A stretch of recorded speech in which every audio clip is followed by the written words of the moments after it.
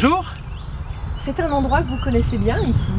C'est un endroit où j'ai grandi, que j'adore voir, et effectivement cette plage du Duer, c'est l'endroit où j'ai tant de souvenirs à naviguer, mais que je venais voir à chacune de mes sorties cyclistes. Et là, le vélo que vous avez, c'est de la compétition, hein, c'est pas de la gnognotte. Alors ça, c'est un vrai vélo de compétition. J'ai jamais couru avec parce que il est un peu plus récent que l'époque où j'ai arrêté la compétition en 2004, mais c'est un vrai vélo que des coureurs du Tour de France pourraient utiliser avec un dérailleur électrique, avec voilà, tout le savoir-faire finalement de la haute technologie, et puis un poids 6,8 kg, on est au minimum du règlement, donc un beau vélo. Ici, on est où exactement? Là, on est à la pointe du Duer, au bord de la mer, et on a le vue sur l'ensemble des îles en fait du golfe du Morbihan. C'est un endroit absolument superbe qu'on a plaisir à voir, et il n'y avait pas une sortie de vélo que je ne terminais, même quand j'étais usé ou vidé. Je venais systématiquement tourner pour voir ce golfe du Morbihan. Je recharge aussi mes batteries ici. J'aime bien ce bord du golfe, cette quiétude, ces paysages complètement préservés. Et c'est aussi une autre mission qui était la mienne en tant que président du parc naturel régional, de faire en sorte que nos enfants qui sont ici, les petits-enfants, puissent demain bénéficier du même environnement qu'on a connu et qu'on connaît. Donc on vous laisse partir, on vous rejoint au BMX, c'est ça? Je vous donne rendez-vous à la piste de BMX à quelques kilomètres d'ici, et à bientôt. Alors les enfants, vous voulez aider de vous?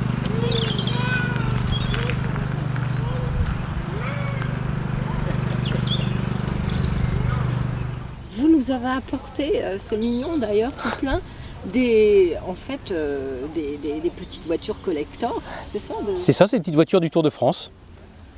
Donc c'était ce qu'on vous lançait? Alors ce qu'il y a, c'est que j'ai toute une collection à la maison.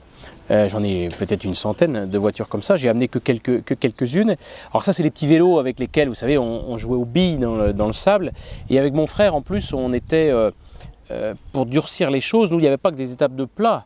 Il y avait des étapes de montagne, on mettait des tuyaux on faisait avec des cailloux, on mettait des tuyaux dedans pour faire des tunnels.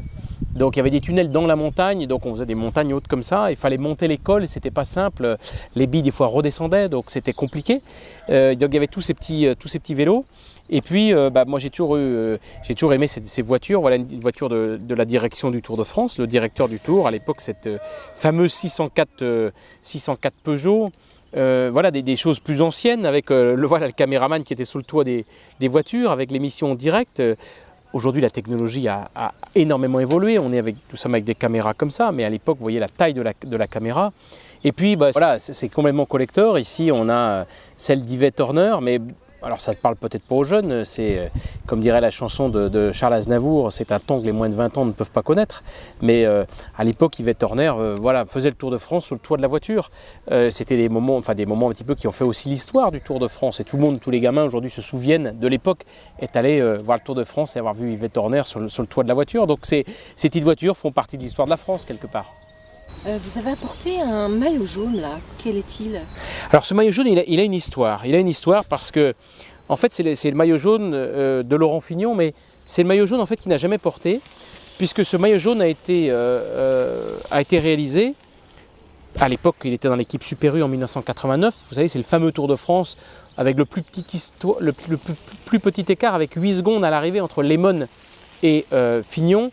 Fignon était maillot jaune au départ de la dernière étape avec 50 secondes d'avance sur Greg LeMond, et Greg LeMond gagne le contre-la-montre avec 58 secondes d'avance sur Fignon qui fait 3e. Et donc il gagne le Tour de France pour 8 secondes. Mais comme c'est impossible de perdre 50 secondes en 24 km théoriquement, eh bien la Société du Tour de France à l'époque avait déjà fabriqué le maillot pour le remettre à Laurent Fignon sur le podium. Et donc ça, c'est le maillot qu'aurait dû avoir Laurent Fignon en gagnant le Tour de France 89. Il ne l'a malheureusement pour lui jamais gagné. Et ce maillot, après, il n'avait plus de raison d'être. Et donc il l'avait laissé, et mon père à l'époque qui était sur le Tour de France l'avait récupéré. Donc moi j'ai un maillot qui est le maillot qu'aurait dû avoir Laurent Fignon, qu'il n'a jamais eu. Donc ce maillot il a une histoire, et c'est pour ça que je le garde, parce que je le trouve assez sympa, parce qu'on peut trouver des maillots jaunes, mais des maillots jaunes qui sont floqués aux couleurs des coureurs, là il n'y a que le Tour de France qui les aimait. Et donc c'est pour ça que voilà, ce maillot il a une histoire toute particulière. Même en tant que président de l'Union cycliste internationale, on a encore des postures d'enfant devant ces idoles? Alors oui, parce que moi je suis assez jeune président de l'UCI, donc naturellement je rencontre des athlètes qui sont plus âgés que moi. Et quand je rencontre Bernard Hinault, alors je le rencontrais déjà en tant que président de la Fédération française de cyclisme, j'aime lorsqu'il raconte ses courses, c'était l'idole de ma jeunesse, Bernard Hinault. Et Bernard Hinault, il a porté, on va dire, le sport cycliste au plus haut niveau, parce que justement c'était un jeu pour lui, et le combat était un combat un peu homérique, c'est-à-dire que si on perdait, mais en tout cas on perdait les armes à la main et il y avait de la bagarre. Bernard Hinault, je n'ai jamais couru pour faire deuxième ou pour marquer des points à tel ou tel classement. Bernard Hinault n'a couru que pour gagner. Et même chose avec une idole qui est Eddy Merckx. Eddy Merckx n'a jamais été honoré par l'Union cycliste internationale de la plus haute distinction qui est les mérites UCI. Je vais avoir l'occasion de lui donner cette distinction à Innsbruck cette année et je suis très très heureux parce qu'il le mérite et il a tellement fait pour populariser notre sport. Ça reste le plus grand champion de tous les temps au niveau du palmarès et à mon sens il ne sera jamais égalé. En tant que président de l'UCI, vous représentez les divers sports cyclistes. Le Tour de France pour vous c'est un peu des vacances? Alors c'est vrai que quand on va sur le Tour de France, je vais officiellement en tant que représentant de l'UCI, donc je travaille, mais d'un autre côté c'est quand même un vrai plaisir et j'ai surtout pas l'intention de travailler et de vivre quand même un petit rêve parce que je suis généralement les étapes dans la voiture du directeur de course, de Christian Prudhomme, généralement avec des autorités et c'est toujours des moments très sympathiques. On est au cœur de la course, on suit le maillot jaune, on est dans le peloton et là cette année je devrais suivre l'étape, j'irai au départ, simplement les saluer, j'irai au départ de la Baule pour l'étape de la Baule-Sarzeau, je préférerais être ici pour l'arrivée. Par contre je devrais suivre l'étape du lendemain, donc Lorient-Quimper. Je suivrai ensuite l'étape Annecy-le-Grand-Bornand et puis une autre étape, peut-être Carcassonne, Bagnères de Luchon et j'irai naturellement à l'arrivée sur les Champs-Élysées. Écoutez, on vous souhaite une belle arrivée à Sarzeau.